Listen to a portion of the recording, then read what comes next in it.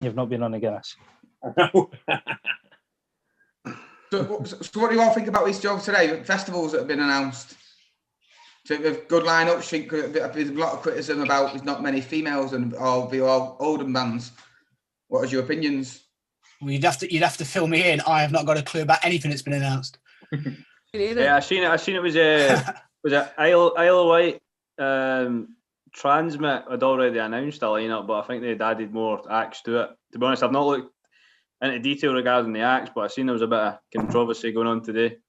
What was the other one? Kendall Calling. I think Kendall Calling, yeah. Yeah, no, I seen there was a lot of acts were sharing stuff and kind of buzzing. They were announced and stuff. It's good for the fans and that to get back, but obviously, I'd say lineup wise in this day and age, it's about making it as diverse as possible. So, yeah, the Isle of Wight's the only one that I really have seen, and yeah, there's no diversity in it at all, and it looks like it could have been on in 1998, if in my opinion. You know, it's like the headliners plucked right straight from the 90s, but kind of it is what it is. I mean, they're crowd pleasers and guaranteed to sell tickets, I suppose. But I mean, on one hand, it's good that they're back. Will they still happen at full capacity? I suppose that's still to be seen. But I do think there's a bigger question in diversity, and especially with the headliners, it does seem the same old tried and tested people for the last 20 years. And isn't it about time that there's new headliners?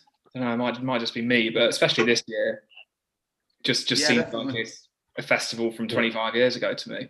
This year, you'd think they could probably take a few more risks because people are going to be desperate to see music anyway. So it's not. I don't think you even need those. You say those artists that could have been from '98. Do you even need like those sort of names in there to sell tickets? You're going to sell tickets regardless because people are desperate to go to things like that. So you could probably take a bit more of a risk, maybe. But I think you're spot on there. Like, you know, I'm thinking the headline acts are on. They'll make their money in their own gigs. You know, they don't need the festival money. They can go and do their own gigs and get that. So it is time for a new breed to come through and start taking over a bit. Get, you know, more up and coming bands on the big stages. It proved, I think, a couple of years ago at Transmit, the Snuts played the main stage and got one of the biggest crowds of the weekend. Look where they are now.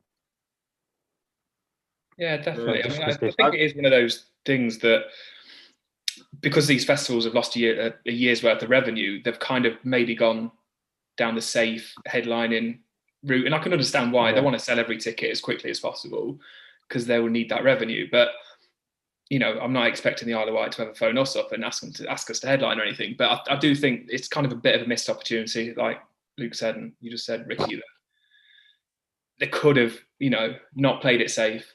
They could have maybe, you know, pushed some. I'm not talking about some brand new acts here, but I can't even name one off the top of my head, but just someone who's maybe had a couple of albums out in the last couple of years, who's kind of making waves, and give them the opportunity rather than Stereophonics, who are not, you know, nothing against, but why are they headlining one of the biggest festivals? They've had thousands of opportunities to do that before. I think from a diversity point of view, my thought on it is, like, obviously as a female artist, it would be fantastic to see more female artists out there and things, but like at the same time, if at the time there isn't a lot of like female artists out that are, you know, making waves or that sort of thing, then fair enough. But at the moment, like, it's massive. Like, I mean, even from like a Radio 1 point of view, most of the artists that are in the top 10 are actually female at the moment. What was that song that was just out that was like #1 for like 10 weeks or something? Driving License. Fastest selling song in like years or whatever, broke loads of records. So it's not as if there isn't any female artists out there. Like, I'd understand if there wasn't anybody to put on, but at the moment they're pushing it, obviously for, you know, I don't know whether it's for political reasons or what, but they are pushing it. So why aren't they getting the stage time? Don't know. If regarding the up and coming scene, though, I think if these festivals took a risk and gave it a chance to a lot of the up and coming independent artists, I don't think any of the artists would let them down, because the scene is pretty much jumping at the moment. There's so much every week on New Music Friday. There's just so many great songs that are coming out week after week. Yeah, definitely was loads out this Friday, weren't there? That'll come out every Friday. The last 4 or 5 11 Fridays hours to go through, man. been class. The scene is absolutely bouncing at the minute. And do you think that we'll start seeing some smaller, more independent festivals? And do you think the big festivals will go when they say they're going to go ahead? I can't see how the big festivals are going to go ahead, even with the big volumes. Are they still selling like maximum capacity what they normally sell? Is that what they're aiming at? I think they are. It just seems.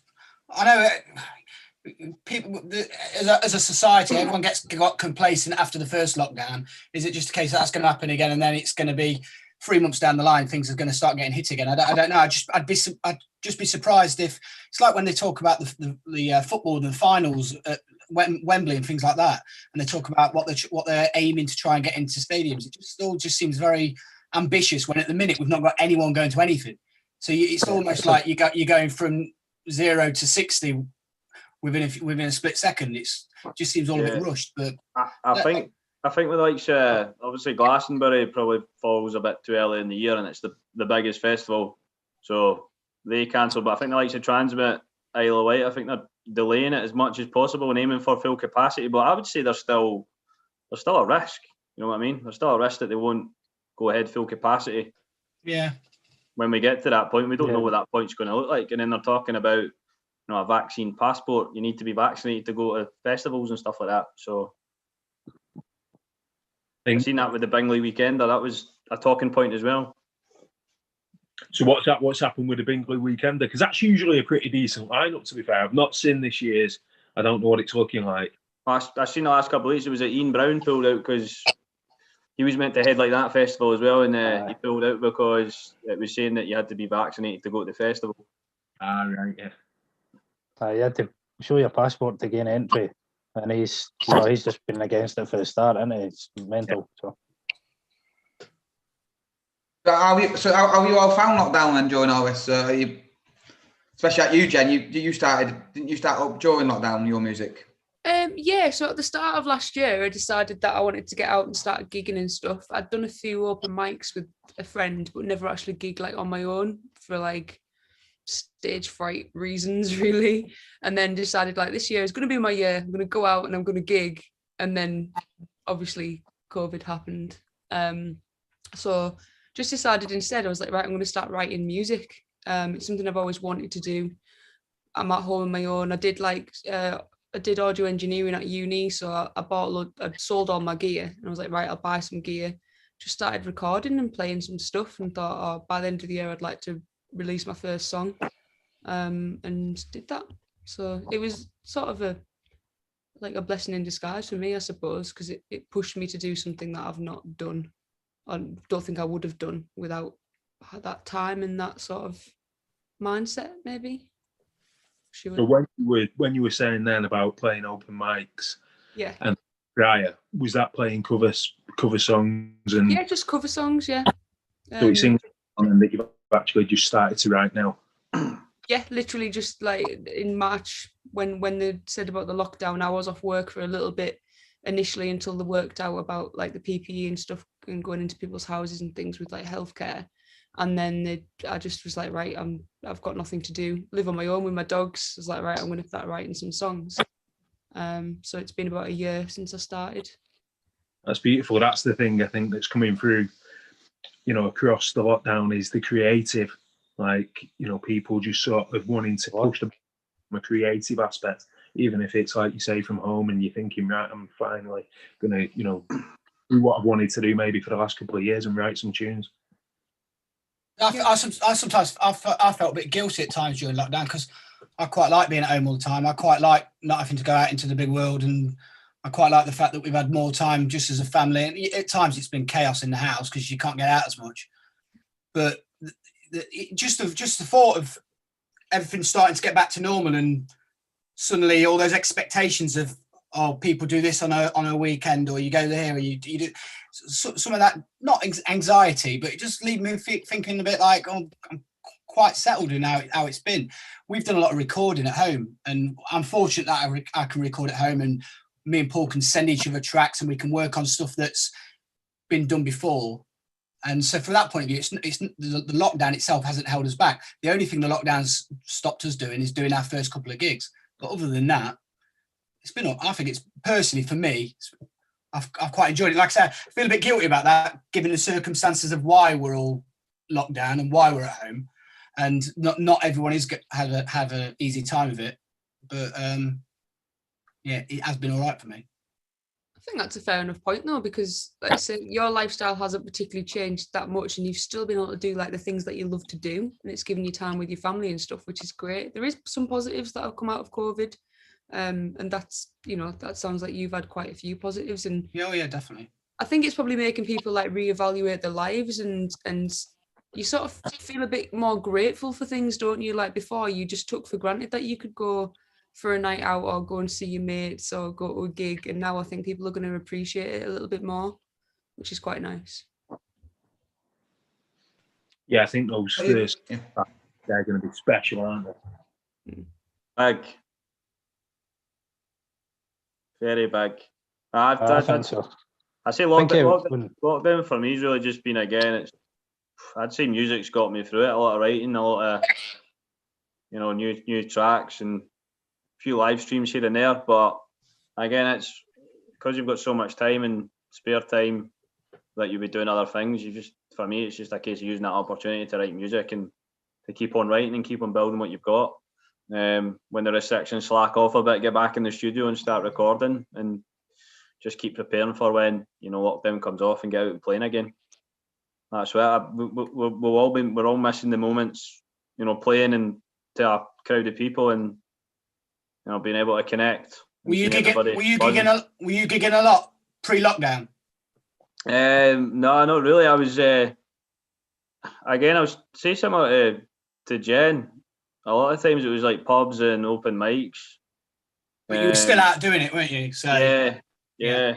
And then I was moving on to the sort of the venues and stuff, and literally the first you know, sort of gig I had booked at a slot in a venue, it was the week of lockdown, so it was literally like I can't remember, the Tuesday announced lockdown, I can't remember, it was either the Tuesday or the Thursday, and the show was on the Friday, lockdown was there, and they were just like, right, it's cancelled, that's it. Yeah. That's been since like last March, so really just waiting to get back out there and start playing. But I just use the time, really. In a much stronger position now. I've got a lot more, you know, at that point in time you'd have some originals and the rest of the set would be covers. Like now it's like the bulk of it, 89% will be originals, and you'll drop in one or two covers. So it's just building the time to put yourself in a stronger position for coming out.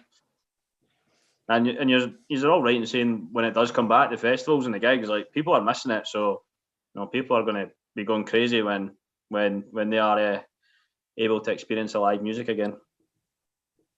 Definitely. It's just exciting, Nick. One of the gigs out the first, I think I can't go to any gigs, so I've got 1 year old, so I can't get out hardly because I work in retail. But I'm going to the Marinas gig in September. Is it? The one, Manchester, the one with Moonlight Parade. In Manchester, yeah, we're going to that. So that'll be a really good gig. Looking forward to that one. And are you going to it, Phil? That is going to be a good gig. When is it? I might need to come down then. Come for the weekend. Manchester. 25th, I think, isn't it? Get on the sesh. Oh 25th. Yeah, get on the sesh. Pick me up on the way past. We'll get them after the shift. Aye. We're looking forward to that one because it's, you know, I suppose we've not missed gigging because we haven't gigged in such a long time. You know, our history as a band, we've been going for years in various forms and guises. I mean, I've known Luke now for 14, 15 years, maybe, like a long, long time. And we've done lots of things in the past, but for the past 8 years, 9 years, maybe, we've done bugger all. We've just been rehearsing, writing, going to the pub. That was it. That was our little routine. We've struggled to find drummers, and we were a band, but without ever releasing anything really. So when we took the plunge to actually start releasing stuff, literally, I don't know, 6 weeks later, lockdown. So anything we had planned last year, gigs wise, all been cancelled. So we'd not actually missed gigging, but that one in Manchester, even though we might have a few things penciled in beforehand, that one we're really looking forward to because I think it's sold out. It's almost sold out, like 170 people, is it, capacity? So, I mean, it's going to be a good night. And, you know, it's just something that I think Luke mentioned that it's been postponed a couple of times now. So it's been kind of waiting now for about a year for this gig, and it'll, you know, it's going to be a really good night. It's definitely something that I hope doesn't get cancelled or moved again. Yeah, definitely. Where's it at? Atma in Manchester. Yeah, it's changed venue. It's changed venue, yeah. Right. Is it a new venue though? Because No, it's been going. But I've never heard of that venue before. Is it been renamed? Not sure myself. I've never. No, it's not. It's been going a few years. This year, because I've been doing a lot of research in venues in Manchester. There's tons of small little venues everywhere, isn't there? Literally, there's tons. Maybe in somewhere like Manchester, not Yeah, where Manchester. Yeah, Manchester, up your way. Yeah, up your way. There might be in the Liverpool, Manchester area. There's not tons of little venues down this way.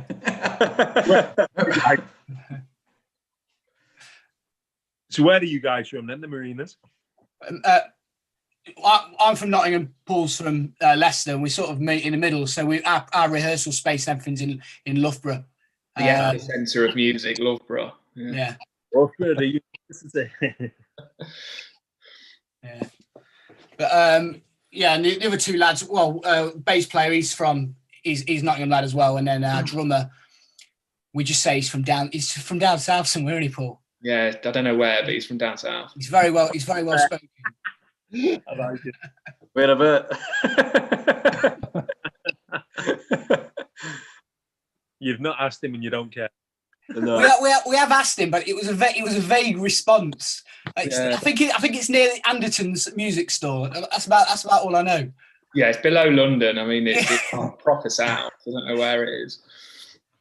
You get below London, and to us, it's just that area, isn't it? It's just.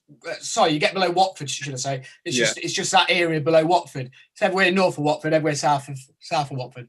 So he's from that side. Well, it's it. I love drummers, like they're just so like. He sounds like he's got a big trek for rehearsals. Oh well, luckily he's this way. He is living this way at the minute. So we hope that long may that continue. But yeah. How did you find him? Did you just meet him through because he moved up near you? He was living up this way, and he put a nail through a wall that went into an electric pipe. Unfortunately, the electrician that he called up was my stepdad. He was doing some work around his house, and he went into a room, and he's like, what? I need to get access over there. What's in that corner? And he pulled the sheets back, and it was a drum kit. He says, "Oh, my lad's looking for a drummer." And about 2 months, it took us a few months to get him into the room, but 2 months later, we was in the rehearsal room having a couple of sessions with him, and it just everything clicked. So that was a massive stroke of luck, that one. Yeah, that was fate. It must have been fate. Because the other three of us have been playing together, like Paul says, since 2006. 15 years ago next month that we did our first ever gig, and that was as a Beatles tribute band back then. Wow. Yeah, that was April 2006. So yeah, you just take quite a lot of influence from the Beatles, don't you? Among others. Yeah. We don't try and like push it into the music, so to speak. Yeah. We kind of think that our songs just sound the way they sound because of what we listen to, though. So if people hear that sort of stuff, look, we're not going to ever knock that comparison if anyone ever says there's an influence in there. But yeah, we love them.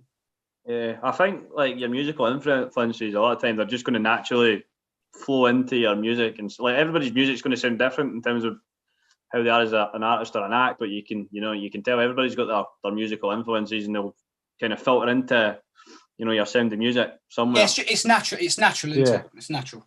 Because that's what I mean by that. Like if you never had an influence, then the knock-on effect of an influence is like 5-10 acts, and then it just keeps spreading and spreading as we go through the generations. Yeah, exactly. Well, whenever you pick up an instrument for the first time, you want to learn the songs that you're influenced by. So naturally, then that kind of comes out once you start writing music yourself. And I suppose that's where everyone is really. And like you say, it's kind of like just a melting pot of everyone's influences. I mean, no one invents something completely new. As much as they might say, it's not. There's always It's always kind of like you can track back to something. And with us, yeah, Beatles is definitely there because that's how we started out. Who else would you say you take influences from?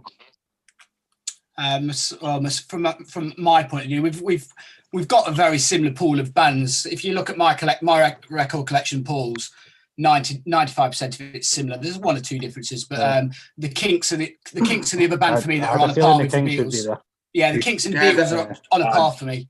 Amazing yeah, and there's loads of others, but them two are just so much more above everything else, as far as I'm concerned. Did you see the picture of Dave and Ray Davis at Christmas time? So they were walking. Yeah. I think he went round and knocked on his doorstep, and they were both sharing. Went out for a beer, a can, didn't they? Yeah. Was that they were getting on that day?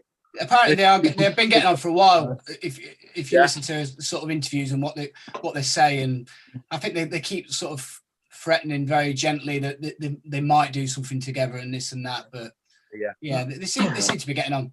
So cool. Jen, what about yourself? What's your influences? I don't know. I feel like obviously I know I do have them, but not consciously. Maybe I didn't really grow up with a family that was like musical. Like my first concert was Steps. Do you know what I mean? So I didn't really have like the best influences growing up. And my music hopefully doesn't sound like Steps or any other S Club 7 or whatever like that. So I don't know. People always say that I sound like Dido, but I can't say I listened to a lot of Dido as a kid or anything. Like I don't think I have any specifics, but not consciously anyway. Can you believe she's not done anything really for the last 20 years? Well, that's 20 years, isn't it, since Dido was up there? Yeah. 20 years. Didn't she release an album like a couple of years ago? Well, I missed it. If she did, but nobody heard of it. White flag, like. Well, I do want to hear it because I want to die. Lewis, Jen's a massive Dido fan. Come on, don't argue. Obviously, no. It's because somebody said you sound like her, so I thought, I'll go on Spotify, and apart from the obvious like couple of songs, it was see what she sounds like, and she did. She released an album in 2019. Wow, that's the quickest 20 years ever. I don't think it went very well. You sometimes get that, though, don't you? Where you sometimes get that with influence, where somebody else sees something in you that you think, well, it's not there, but for whatever reason they may have seen it. It could be something to do. It could be something based on image. It could be one little sound in a recording that you've done or something like that. And some people see something that you've just never even imagined, or we've had the odd one before, but it's like I say, sometimes it's like, I've never even listened to such and such, or I take it as a compliment. There's worse people to sound like, isn't there? Definitely. You know, everyone hears everything differently as well. So like, I might hear something in a song, and then Dan will listen to it, and he'll hear something else, and that's what music's all about. It's different for everybody. Yeah. Phil, what about your influences? Stone Roses? Gadgies, mate. Gadgies. Yeah, can't beat the Gadgies. No, it's hard to pinpoint. Obviously, I get a lot of comparisons to like Jerry Cinnamon and stuff. So I do like Jerry Cinnamon's music. So I'd say that was an influence there. The View, Paolo Nutini, the Stone Roses, definitely, and the usual ones, sort of Oasis, The Verve. I can just list endless amount of acts, but I'd say that would be the sort of main ones for me. Nice. What was everyone's gig then? So we know that Jen's was Steps way back when. Yeah. Mine was Beautiful South, and they were supported by Lightning Seeds. There's from that era, they're the two acts that I still listen. I'll still happily listen to from that era as well. So I don't listen to much 90s at all, but I'd love listening to Paul Heaton still, and Lightning Seeds. I'd still whack on my old Lightning Seeds records. Mine, I'm embarrassed by mine, but I shouldn't be. But I just don't like them anymore, even though it's kind of like sacrilege to say that. But mine was Oasis, my first gig. I was about 17, and it was the 10 Years of Noise and Confusion tour, and queued up overnight to go and see them at the some little place in London. Can't remember what it was now. Got tickets, and it was an amazing gig at the time, but just kind of grew out of them now, and it just sounds like a bit like noise, which again, sorry for any Oasis fans, but yeah, that was mine. And I think they were probably my second, third and fourth as well, because I was a massive fan when I was a kid. But yeah, so I suppose it's not a bad first one really, but I'm Yeah, it's a good first gig. Like, Yeah. good I bit of thought I was big going to ice. say McFlyer busted there, like, but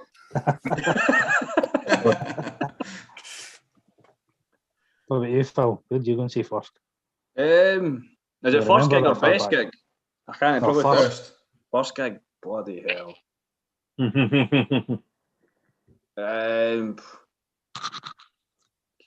Probably. You know, I actually saw first gig. Probably was Fat Sam's Sergeant. Aye.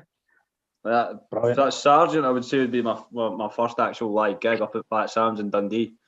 That's mental. Like. That was ages ago. That was a long time ago. Yeah, they were. Favorite I think they gig. gave up in 2008, didn't they? Aye, when you look back at their timeline, it's pretty crazy. Short but sweet.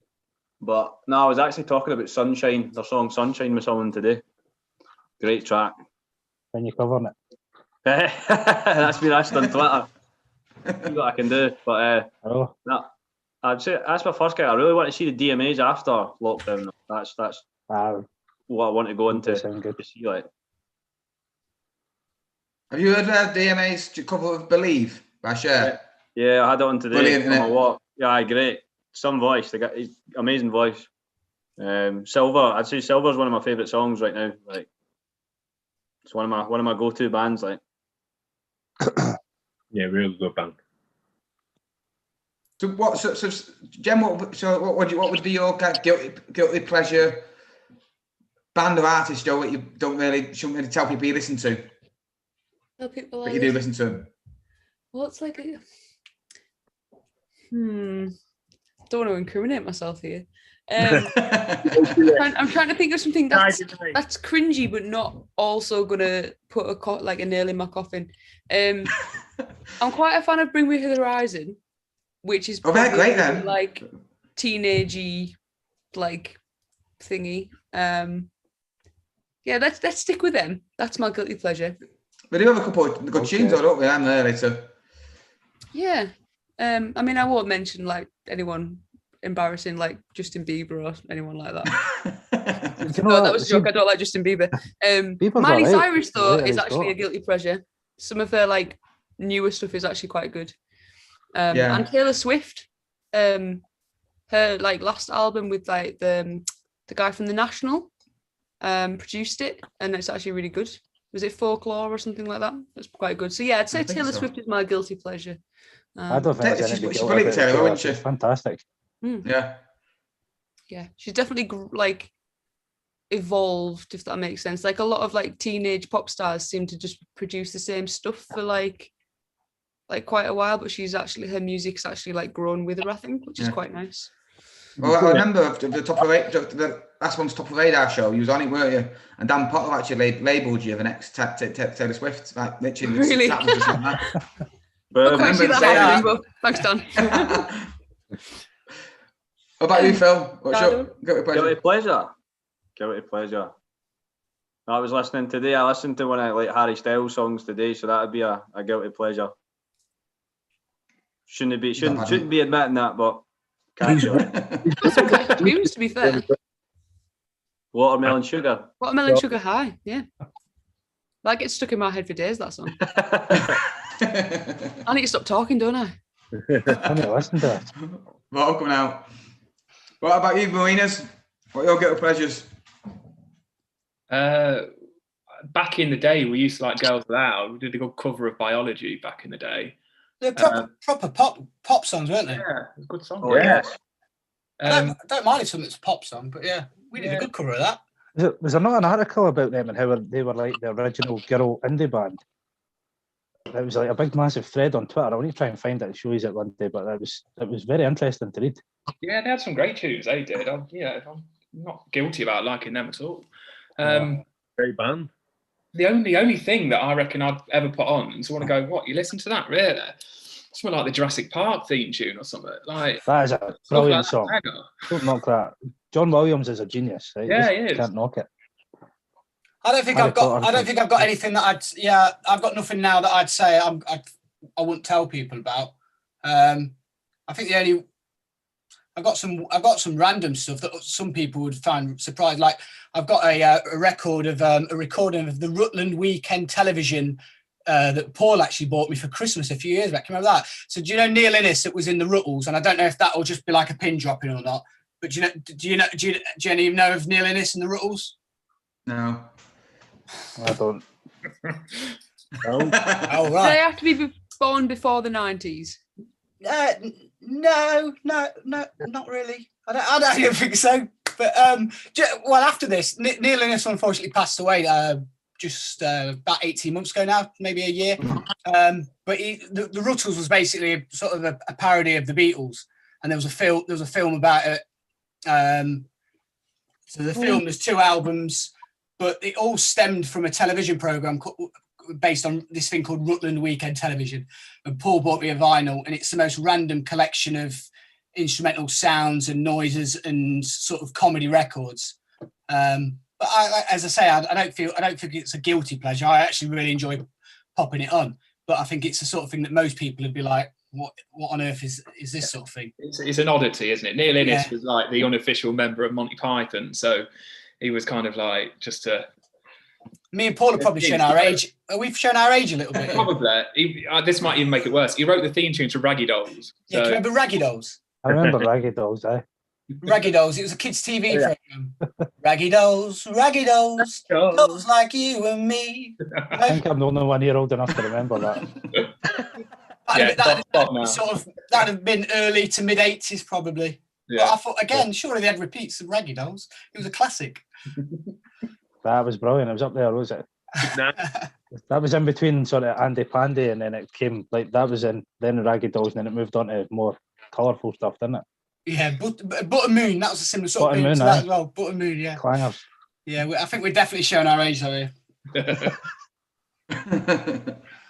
Is there anyone you'd like to collaborate with, Joe? Another artist, especially like in independent scene at the minute. There's so many people doing stuff and out there. Is any of them that you'd like to go? Or, like, for example, Phil, you did one with Adam Ballard, didn't you? The Seaside from the Kooks. That was awesome.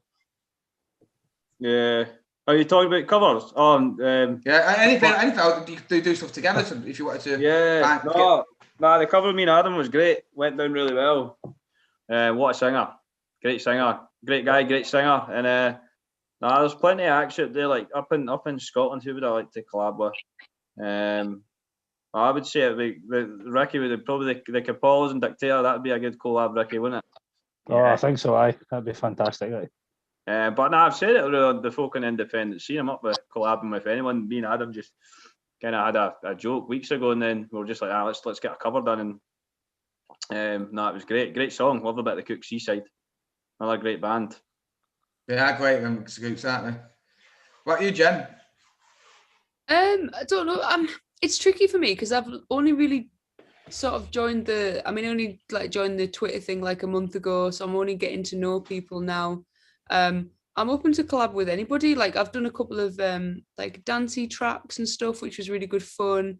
So if anyone ever needs like a northern lass to sing on something, then they can give us a shout. I'm not really I'm open to all sorts. Just what I say, it's end of the day, it's a hobby, isn't it? So if there's something that I can do that like makes friends and just brings other people a smile, then I'm up for it.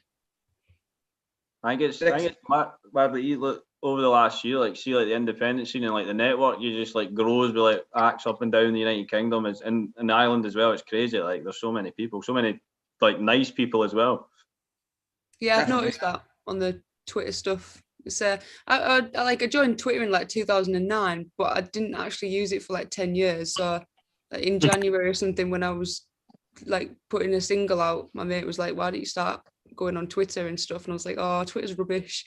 And then thought, "Oh, we'll give it a go." And then it's just been it's been really good. Like everybody's so supportive and like shares everything. And like you say, everybody's really nice. And there's I can't believe how many independent musicians there are. It was a bit of a shock, really.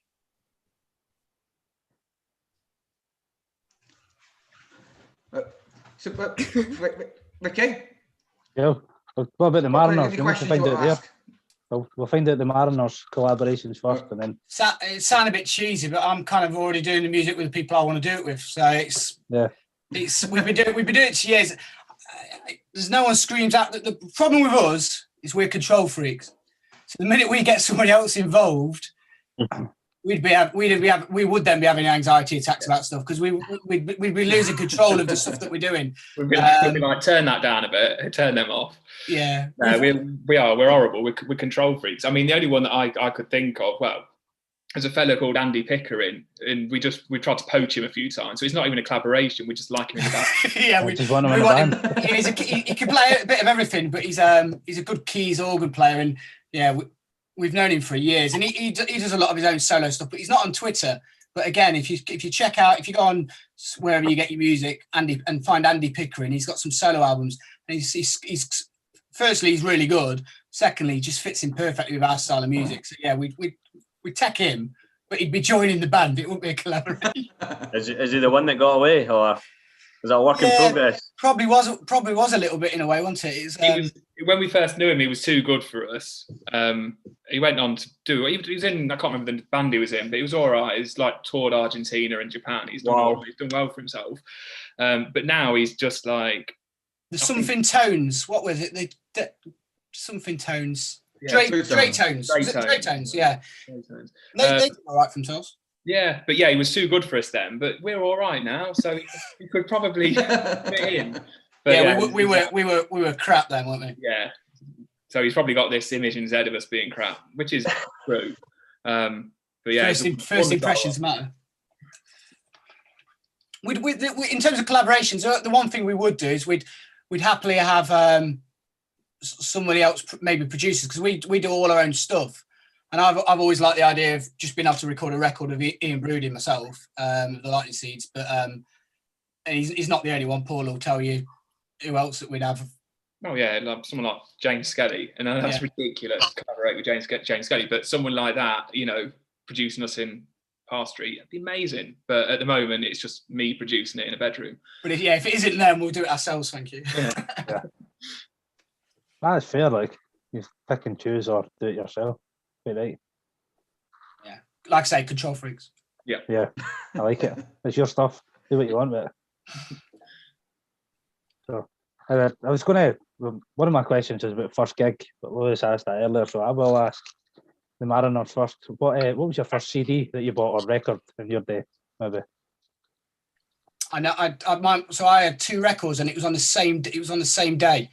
I had 2 singles. Again, I'm going to ask now if anyone can remember it. Can anyone remember the Star Trekking song?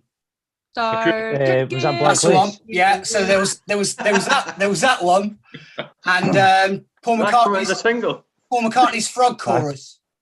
Right. So it was Paul McCartney's Frog Chorus and Star Trekking. I had those 2 on record, and they just went on, and they were on literally constant. And that was for several years because I wasn't really of the age where he was buying much music. I think I had a bit of pocket money, and that's what I asked for for whatever reason it was at the time. But yeah, so it was probably quite strange ones. What was yours, Paul? Mine was the Lion King soundtrack. Nice. Quality. Nice. Yeah, I don't know what possessed me to buy that. Probably saved up ages for it too. I mean. And after that, it was probably the era of like compilation CDs.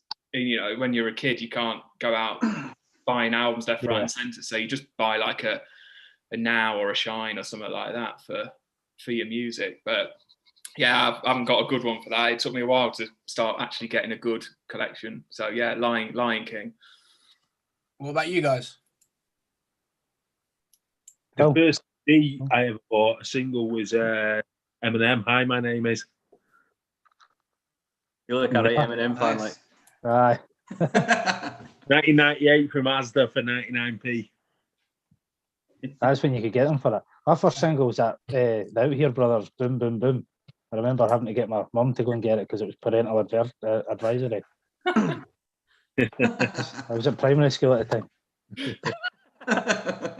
And that really said I think my first sort of CDs and albums was.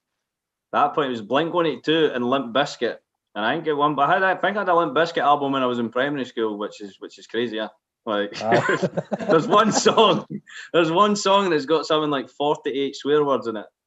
Is that where you get it from? I just used to listen to it every time. Like my parents went out the room, I just put that song in. I was just like playing it loud and on repeat constantly. Until they came in going crazy. I was like, "Get it off! You're not allowed to listen to that song." But Blink-182 as well. I must have had every album. Like the tribute DVD that they brought out, everything, live albums, crazy. All I used to listen to at one point was just Blink-182. Like when I was really like probably about first year at secondary school, that sort of stuff. Around about the millennium. Yeah. Just after. Is that around about the millennium? Sort of just after that? No. I was mental into them back then. Probably would have been about 2008, 9 and 10. So a lot of the music I would have been listening to Blink-182 wise would have came out way before the point I was listening to it. So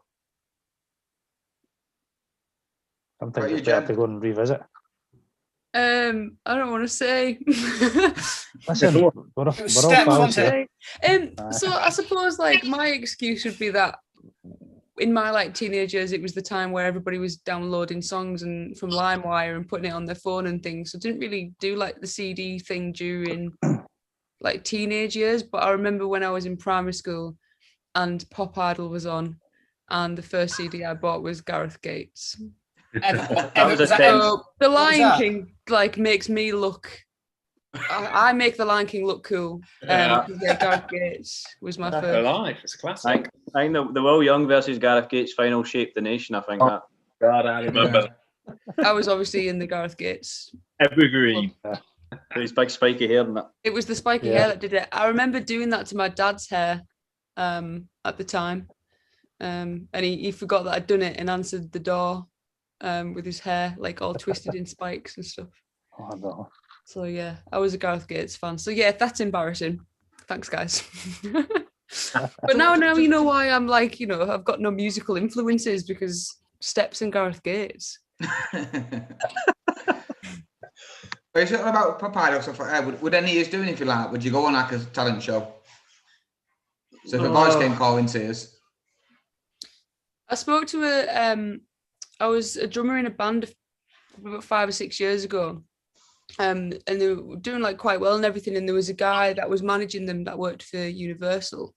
And I remember speaking to him about it and he was like, don't do it. I said, why? I said, is it because it gives you a bad reputation? Like, and he said, well, no, if Simon Cowell doesn't want you, why do we? And I was like, good way of thinking about it. Didn't think about that.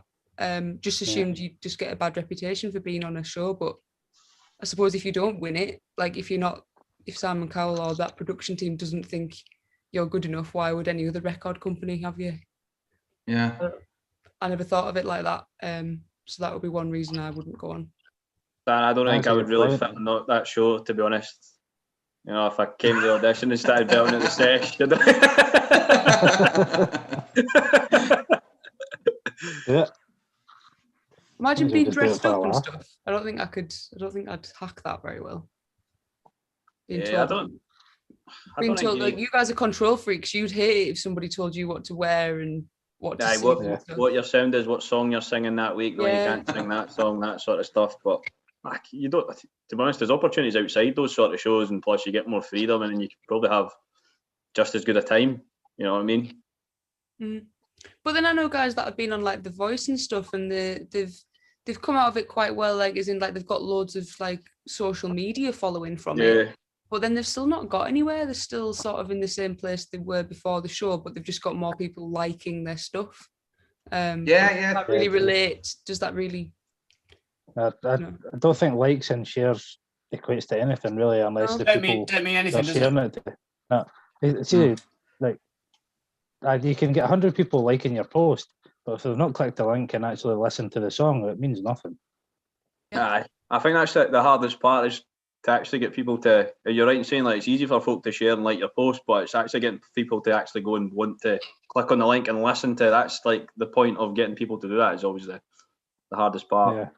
Yeah, we're of the sort of thought that like it's great when people share us, and we appreciate it and everything, but we want people to do it because they've listened to it and because they like it, not just because we've said, can everyone share this? Right. If you're then sharing something that you've not listened to, first off, what that individual's doing is if you're a person that just shares everything, you're sort of almost saying you've got no filter.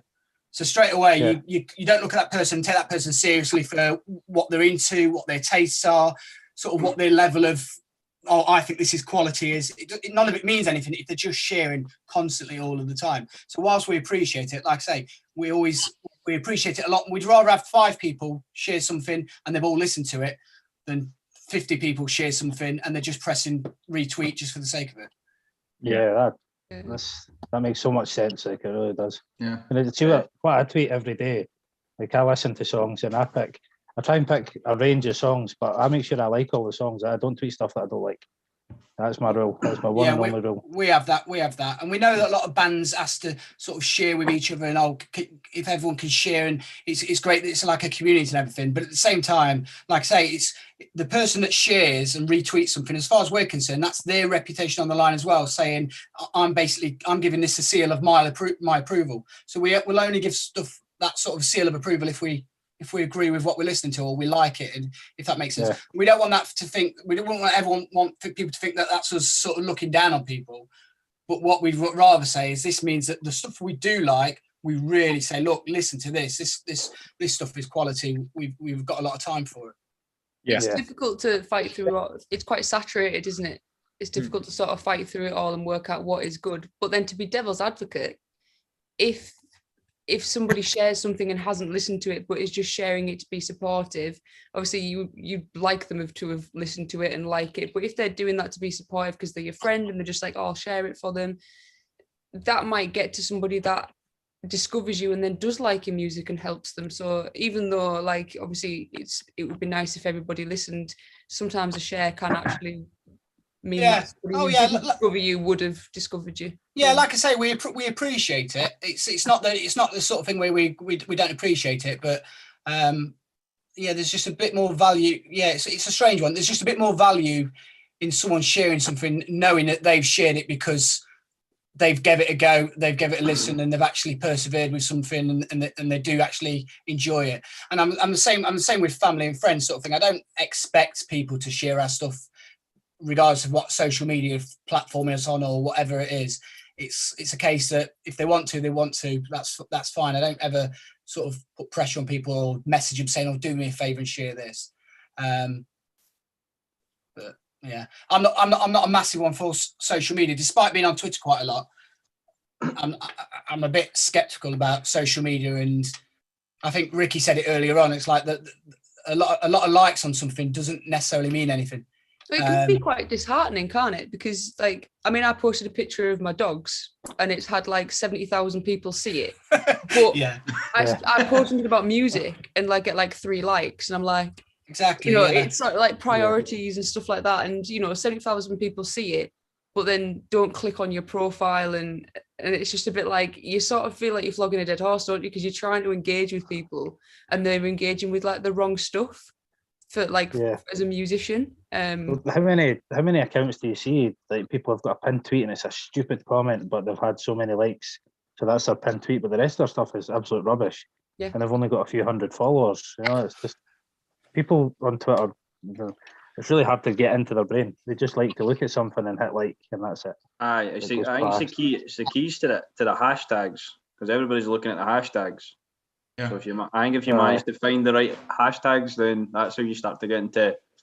I think I'm no expert in it, but that's what a lot of people start telling me, is that it's a case of finding the right hashtags. If you find the right ones, it will get your posts out to the people that will be interested in your music and stuff like that. And then from there you get followers and it builds and all that sort of stuff. But I get the sort of feeling, because there is some days you'll post something, you'll get 1 or 2 likes and you'll be like, oh. But then, like, if you keep posting, and like one day you'll get like, quite a big reaction of something. So sometimes it's just about just keeping positive and keeping going. But it can be hard at times. Like, don't want to overdo it as well at the same time. It's you don't want to do that in an iPhone. No. It's a minefield, isn't it? There's no kind of rules to it. We don't know what we're doing. I mean, we looked out. We had no expectations of anyone ever really listening to us.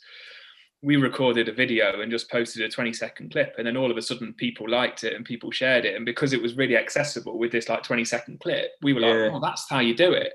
But then we've done that since, and then no bugger watches it, and you're like, well, how does this work? How do you do this? We haven't got a clue. I mean, we've kind of looked out in a way, but we don't know what we're doing. And we're quite lucky because me and Luke kind of share our Twitter account. So there's some days where I just don't want to look at it because it will drive me mad, because like you said, you know, there's a post with 70,000 likes and it's a dog, and then like no one's listening to us and I can't be doing with it.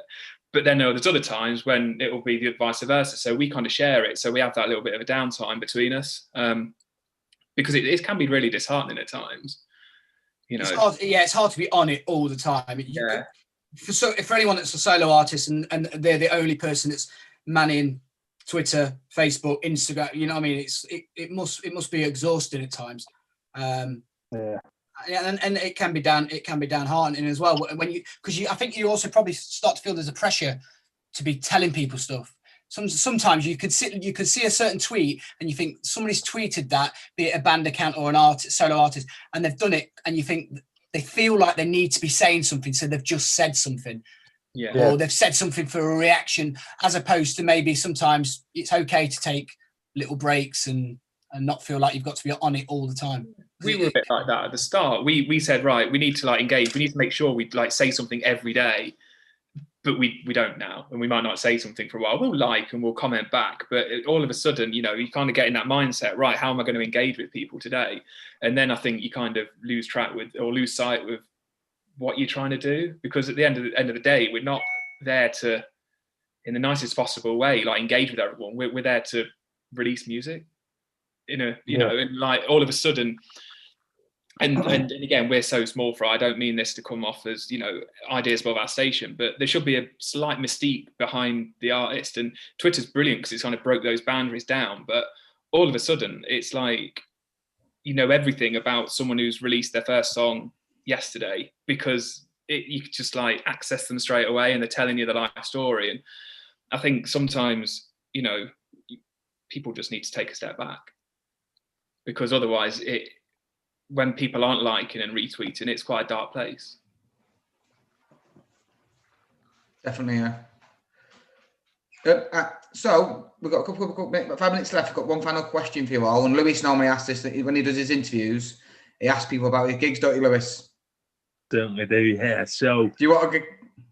If you could go back in time, and do you know something? I'm going to open this question up to everyone, so everyone can answer this.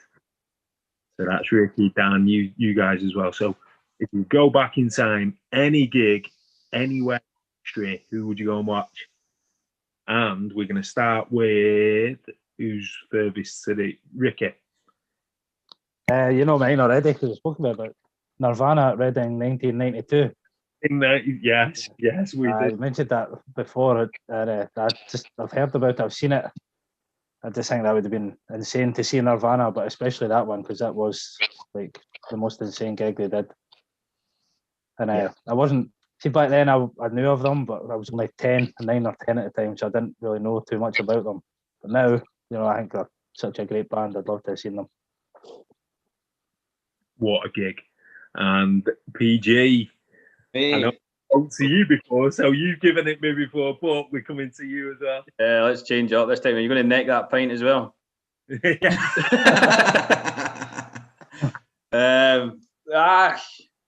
know, it'd be nice. Stone Roses down in Manchester would be nice. Like, yes, definitely go back in time and see them in their prime. I was watching an interview with someone before. It was Dan. It was Stuart. You know, Stuart Wolfenden. We've had him on the show, and he was talking to somebody, and he was like, "I went to see so many Stone Roses gigs in the 90s, but I didn't go to Spike Island. I was busy that night." And he's like, "I am gutted about that. That's my biggest regret." Spike Island. Oh my God, could you imagine? So the Marinas, over to you guys. Go on, Paul.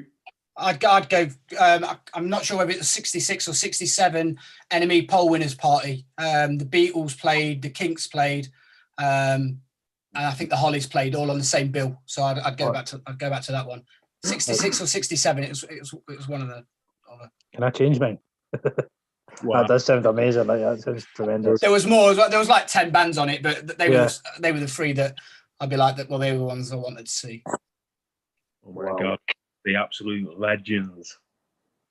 And Jen, over to you. I really want to say something cool. All your ones are pretty like iconic sort of things. I think the only thing I can really think of and the only regret that I have is never seeing Linkin Park, which is obviously awesome. Completely different levels to what you guys are saying from like going back in time and amazing gigs and things. But generally one of the bands I always wanted to see was Linkin Park, and obviously that's not going to be able to happen now. So yeah, that's probably something that I, off the top of my head, would be one of the ones that I'd like to go and see. What a band, what a first couple of albums. And Dan, over to you. I think mine's different. I'd like to go and watch some, do like the Four Seasons or Drifters. I'd like to watch a band like that play. You can still see the Drifters, can't you? Drifters not are original still ones, they're just not the same. There's about 10 of them now, isn't there? 10 different. I went to see it. No, but the original bands though, it'd been ace, wouldn't it, to watch them, wouldn't it? Yeah. Frank Sinatra, stuff like that. Like go back and I would see how we all did it. Has anyone watched the Four Seasons film? The Jersey Boys. That's good. It's worth a watch. You right, Lewis? Yeah. I thought you fallen asleep there. Like you was in the last one. No, not again. Last time we did a Zoom chat, it was at 1 o'clock in the morning. Fell asleep. He had his hood up, asleep. What about Paul? What was your gig that you go back in time to? So I can't not say the Beatles really. So someone like Shea Stadium, but I'd love to go to like something like Woodstock. I mean, that has just been unreal. Like one of the like a West Coast kind of festival in the US in like the late 60s. That had just been something else. But Shea Stadium would have to be. That'd be good. You know, my dad's he had a Woodstock DVD that he bought, and Joe Cocker performance on that was they done with a little help from my friends, and it was out of his face, but it was so good. Probably the best performance I've seen live ever. That's when you can you're talented if you're at your face and you can still smash it.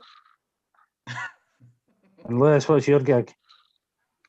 Ooh, so he's gonna have to Eminem. Yeah, I would usually say Oasis Main Road 96, so not the Nebulous, but the Main Road gig. Yeah. But I'm gonna take it back a little bit further. There was a festival, like a TV special that the Stones and the Who did in the 60s, and it looked insane. So I would love to go there because everyone was just sat cross-legged in the audience while the Who and the Stones were on, and it was it just looked amazing. Is that the one in the circus? Yeah, the circus one. Yeah. Yeah, it looked amazing. That. What was the one last night, Lewis? It's what? You interviewed last night with Finger, Lissy, the one Oasis gig that Dad went to and you had a ticket for and you was jealous. That was the Nebworth gig, wasn't it? I would have loved. Do you remember the time when you danced around Elton John's piano? He actually danced around his piano. I did. To Saturday nights, all right for dancing at the MEN in front of 12,000 people. Not that at all. It was like I ended up going to the gig by accident, and I got picked out of the audience by accident as well. So yeah, that is wow. It's on video. Must be somewhere, won't it? We'll have to find it. Get on the in your ears page. Come on. Right, thank you very much, everyone, for joining in our little roundtable chat. Cool. Thanks for having us. It's been nice having you on. I hope you enjoy the rest of your night and have a pint. Anyone doing indie disco? Yeah, I'm gonna join it. Obviously, I'd just like to say now, just obviously best of luck to Jen and the Mariners for your future music releases, etc. And thanks to Ricky, Lewis, and Dan for having us on. And yes, I'm going to the disco. Hopefully, have a good night, guys. Take it easy.